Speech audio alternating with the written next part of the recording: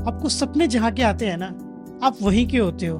और उनका इस तरह से वहाँ की चीज़ों से यहाँ की चीज़ों को जोड़ना मुझे बहुत अच्छा लगा। किताब बहुत खूबसूरती से लिखी गई है और किताब में बहुत से ऐसे पल हैं जब आप अपने अंदर एक हल्की सी गुदगुदी महसूस करेंगे या फिर उस पल में आप खो जाएंगे। नमस्कार दोस्तों, स्वागत है आप सबका मेरे चैनल विज्ञान पर, जहां मैं किताबों से जुड़ी वीडियोस बनाता रहता हूं।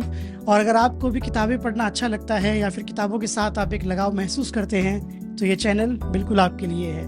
और आज मैं बात करने जा रहा हूँ मानव कौल जी की किताब बहुत दूर कितना दूर होता है। तो चलिए शुरू करते हैं हमारा आज का किताबी सफर। इस किताब में मानव कौल जी ने अपनी साल 2019 के दौरान की गई यूरोप यात्रा का वर्णन किया है। और कहने को तो ये किताब एक यात्रा वृतांत है, मगर ये लिखी आत्मकथात्मक तरीके से गई है। यानी कि मानव कौल जी जिन जिन जगहों पर गए उनके बारे में लिखने के बजाय उन्होंने इस बात पर ज्यादा लिखा है कि जब वो वहाँ गए तो उन्होंने कैसा महसूस किया, उनके अंदर क्या कुछ घटा। और शायद इसी वजह से ये किताब बहुत खास किताब बनती है। और ऐसा भी नहीं है कि वो जहाँ पर गए उन जगहों के बारे में उन्होंने बिल्कुल भी नहीं लिखा, क्योंकि इस किताब के द्वारा ही मुझे मालूम चला कि जेनेवा में एक ब्रोकन चेयर नाम की बहुत बढ़िया कलाकृति है। और ऐसे ही बहुत सारी कलाकृतियों के बारे में मुझे इस किताब को पढ़कर मालूम चला। पर जो बात इस किताब को बहुत खास बनाती है वो ये कि बजाय किसी म्यूजियम या किसी शहर के लंबा चौड़ा इतिहास बताने के, वो इस बात पर ज्यादा जोर देते हैं कि उन्होंने वहाँ पर क्या देखा और उस अनुभव से उनके अंदर क्या कुछ बदला। किताब साहित्यिक रेफरेंसेस से भी भरी पड़ी है। वो अपनी पूरी किताब के दौरान Nirmal Verma, Vinod Kumar Shukla, Sarveshwar Dayal Saxena, Coetzee, Dostoevsky, Camus, Gorky, Stanley Kubrick, Picasso, Nietzsche, Franz Kafka, Woody Allen आदि कलाकारों की बात करते रहते हैं। और ऐसे ही अपनी यात्रा के दौरान जब वो एक घर में रुकते हैं तो वो बताते हैं कि वो घर के जिस हिस्से में रुके थे वो उस घर का एटिक था। और इस बात पर वो बताते हैं कि उन्हें एनी फ्रैंक की डायरी याद आ गई, क्योंकि ये जो एटिक शब्द है ये पहली बार उन्होंने एनी फ्रैंक की डायरी में ही पढ़ा था। और मुझे ये चीज़ें पढ़ने में बहुत मज़ा आता है। और जब भी मुझे किसी फिल्म में या किसी टीवी शो में या किसी किताब में किसी और किताब का जिक्र मिलता है तो मुझे बहुत मज़ा आता है। और सिर्फ इंसान ही नहीं, वो जगहों के साथ भी ऐसे ही करते हैं। जब वो माउंट ब्लैंक की पहाड़ियाँ देखते हैं तो वो हिमालय का जिक्र छेड़ देते हैं। जब वो कोई छोटा सा प्यारा सा पहाड़ी शहर देखते हैं तो उन्हें मनाली याद आ जाता है।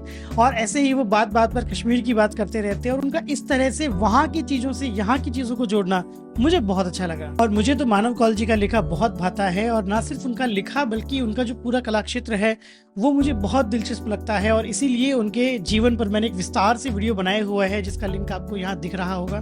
तो अगर आपको भी मानव कौल जी के बारे में या उनके कला क्षेत्र के बारे में विस्तार से जानना हो तो आप वो वीडियो देख सकते हैं। और चलिए वापस लौटते हैं हमारी किताब पर। किताब पढ़कर ये भी पता चलता है कि अकेले यात्रा करना कैसा होता है। और मुझे ऐसा लगता है कि इस किताब को पढ़कर आपका भी अकेले यात्रा पर निकलने का मन बन जाएगा। किताब में यूरोप के बहुत बड़े बड़े शहरों से ज्यादा छोटी छोटी जगहों का जिक्र है।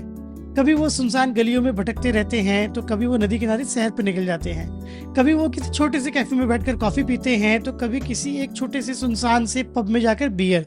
किताब में कुछ भी ऐसा नहीं है जो एक ढर्रे पर चलता हुआ दिखता हो। और इसमें एकदम अलग तरह का रोमांच है। और इस किताब को पढ़ते वक्त एक और खास बात हुई कि मैंने तो गवर्नमेंट एग्जाम्स की काफ़ी तैयारी की है और अपनी जनरल अवेयरनेस में हम यूरोप के शहरों के बारे में काफ़ी पढ़ते थे। तो जब इस किताब में वो जेनेवा का जिक्र करते हैं तो मुझे याद आता है कि अरे यार, वहाँ तो बहुत हेडक्वार्टर्स हैं। और WHO का तो है ही है और भी काफ़ी हेडक्वार्टर्स हैं। और इसके साथ ही जब वो बेसल शहर की बात करते हैं तो मुझे वो IBPS PO वाले दिन याद आ गए कि कैसे हम पढ़ते थे बेसल नॉर्म्स के बारे में। और इस किताब को पढ़कर मुझे ये भी मालूम चला कि इन जगहों पर घूमा भी जाता है, वरना पहले मुझे लगता था कि वहाँ सिर्फ नियम कानून ही बनते होंगे। किताब बहुत खूबसूरती से लिखी गई है और किताब में बहुत से ऐसे पल हैं जब आप अपने अंदर एक हल्की सी गुदगुदी महसूस करेंगे या फिर उस पल में आप खो जाएंगे।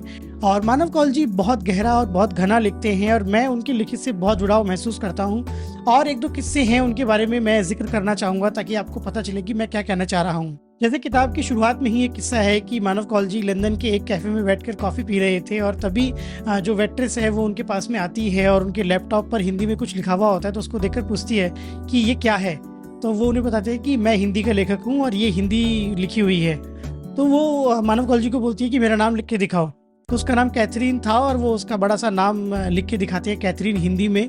तो अपने नाम को देखती है, खुश होती है, उसकी फ़ोटो खींचती है और फिर मानव कौल जी को बोलती है कि चलो आज की कॉफ़ी मेरी तरफ से। और जब वो चली जाती है तो वो उसके नाम को अपने लैपटॉप पर जो उसका नाम लिखा हुआ था उसको काफ़ी देर तक देखते हैं और लिखते हैं कि अब उसके नाम में उसकी हंसी भी मौजूद थी। ऐसे ही एक और वाकया है कि जब वो एक यूरोप के किसी छोटे से शहर में जाते हैं तो वहाँ पर एक इंडियन रेस्टोरेंट होता है। और जब वो वहाँ जाते हैं तो उन्हें मालूम चलता है कि उस रेस्टोरेंट का मालिक तो इंडियन है, लेकिन वहाँ जितना भी स्टाफ काम कर रहा है वो सभी लोग या तो अफगानिस्तान के हैं, पाकिस्तान के। और उन्हीं में से एक लड़का होता है तारिक, वो अफगानिस्तान से भाग के आया हुआ होता है। तो वो बीच में कभी ईरान रहा था, कभी मिस्र रहा था, कभी तुर्की रहा था, और वो लंदन से होते हुए फिर ये यूरोप के शहर में आया होता है।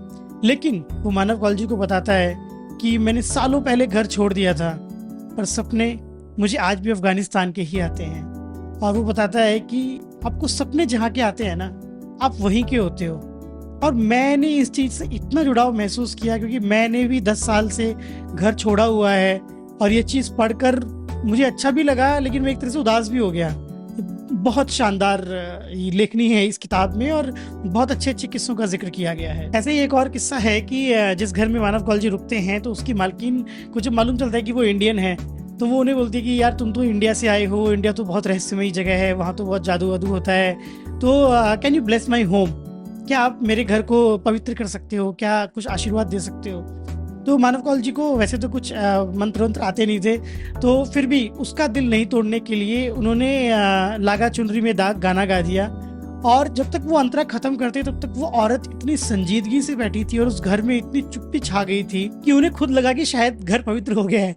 और फिर उसके बाद उस औरत ने बोला कि मैं महसूस कर सकती हूँ कि मेरा घर अब खुश है और मतलब चीज़ें बेहतर है, my home is feeling better, अब मेरा घर बेहतर महसूस कर रहा है। और फिर मानव कौल जी लिखते हैं कि बाद में उन्होंने देखा कि वो अपने किचन में कैसे एकदम नाच रही थी, और अगले दिन सुबह वो उनको बताती है कि कल रात को मैं बहुत दिनों बाद में गहरी नींद में सोई, and I think that my home is feeling better, मेरा घर अब बहुत अच्छा महसूस कर रहा है, बहुत खुश है मेरा घर। और ये चीज़ भले ही हमें पढ़ने में बहुत बचकानी लगे, लेकिन हम भी बहुत सारी चीज़ें ऐसी करते हैं, कोई मंत्र या कुछ भी, जैसे कोई भी चालीसा या कोई मंत्र या बहुत सारी चीज़ें हम ऐसी करते हैं जिनका पूरा पूरा मतलब हमें नहीं पता, पर हम सिर्फ रट लेते हैं या गा लेते हैं और फिर हमें अच्छा लगता है और हमें लगता है कि चीज़ें ठीक हो जाएंगी। तो ये चीज़ भी मुझे बहुत शानदार लगी। और जैसा कि मैंने पहले भी कहा कि इस किताब में बाहर जो कुछ भी हो रहा है उससे ज़्यादा अंदर जो उथल पुथल चल रही है उस पर लिखा गया है, और ये इस किताब की बहुत बड़ी खूबी है। मानव कौल जी ना सिर्फ बहुत गहरा सोचते हैं बल्कि बहुत घना लिखते भी हैं, और उनका लिखा ना सिर्फ आपको सोचने के लिए मजबूर करता है बल्कि आपको किसी विचार पर ठहरने का मौका भी देता है। और उनके लिखे में बहुत सारी बातें ऐसी हैं जो आपको कहीं और पढ़ने को नहीं मिलती है। और इसका एक उदाहरण देने के लिए मैं आपको उनका लिखा कुछ पढ़ के सुनाता हूँ। वो लिखते हैं, मैं यह मानने को तैयार नहीं हूँ कि जिंदगी बस इतनी ही है। मुझे हमेशा से जिंदगी से बड़ी अपेक्षाएं रही हैं, बस यही नहीं है जीवन। जीवन अभी और भी है, इसके आश्चर्य अभी बचे हैं। जहां मुझे दिखाई देता है कि बस अब यही है मेरी जिंदगी, मैं भाग जाता हूँ। एक तरह से जो हमेशा से चाहिए था उसका मिलना शाप है। ऐसे ही वो अलग जीने पर लिखते हैं। अलग जीना क्या होता है? वह जो अभी तक देखा सुना है उससे अलग, या अपने जीते रहने की परिपाटी से अलग।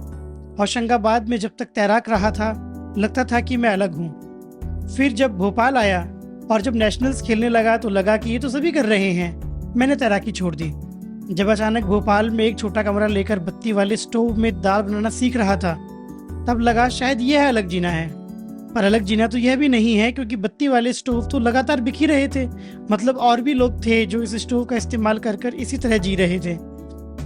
मुझे अपने पहले के भोलेपन पर अभी भी हंसी आती है, पर फिर भी अलग जीने की कवायद कभी खत्म नहीं हुई। जब मुंबई आया था तो टीवी और फिल्मों में काम करने पर पता नहीं पृथ्वी थिएटर ने कब अपनी गिरफ्त में ले लिया। सत्यदेव दुबे जी के साथ नाटक करते वक्त लगा कि यह मैं अलग कर रहा हूँ, पर वह भी अलग जैसा नहीं था। तो क्या किया जा सकता है जिसे मैं पूरे मन से कह सकूं कि ये जो है वो एकदम अलग कर रहा हूँ। नाटक छोड़े, फिल्मों और टीवी में काम करना छोड़ा, क्योंकि कुछ भी अलग नहीं हो पा रहा था। और अपने दिल की बात दूसरों से साझा करने के बारे में वो लिखते हैं कि हमारे समाज की व्यवस्था ही ऐसी है कि आप अपने बहुत करीबी दोस्त से भी यह नहीं कह सकते कि मैं कल देर रात बहुत देर तक बिना कारण रोता रहा, क्योंकि इस तरह का जीवन हमने ही बहुत लड़कर सारे बहाव के विरुद्ध बहकर चुना है। अब कैसे कह दे कि तैरते नहीं बन रहा। मैं डूबना चाहता हूँ, मैं उस वक्त डूबना चाहता था, मैं पूरी तरह सब कुछ खत्म कर देने पर आमदा था। कुछ रातों के बारे में सोचकर मैं अब सिहर जाता हूँ। अब लगता है कि किसी से कह देना चाहिए था, पर किससे? तो आपको बहुत कुछ इस किताब में ऐसा पढ़ने को मिलेगा जो शायद आपने पहले कभी नहीं पढ़ा हो, या फिर जो आपके लिए एकदम नया हो और जो आपको सोचने को मजबूर करे। तो वीडियो ख़त्म करने से पहले अगर मुझे इस किताब को एक पंक्ति में बताना हो तो मैं यही कहूँगा कि ये बहुत ताज़ा, बहुत लजीज, बहुत गहरी और बहुत धीमी किताब है। और ये इतनी प्यारी किताब है कि आपको इसकी खुशबू तक से प्यार हो जाएगा। और अगर आपका ये किताब खरीदने का मन हो तो किताब खरीदने का लिंक मैंने डिस्क्रिप्शन में दे दिया है। और जल्दी मिलता हूँ आपसे अपने एक नई वीडियो के साथ में। तब तक अपना बेहद ख्याल रखिए और पढ़ते रहिए।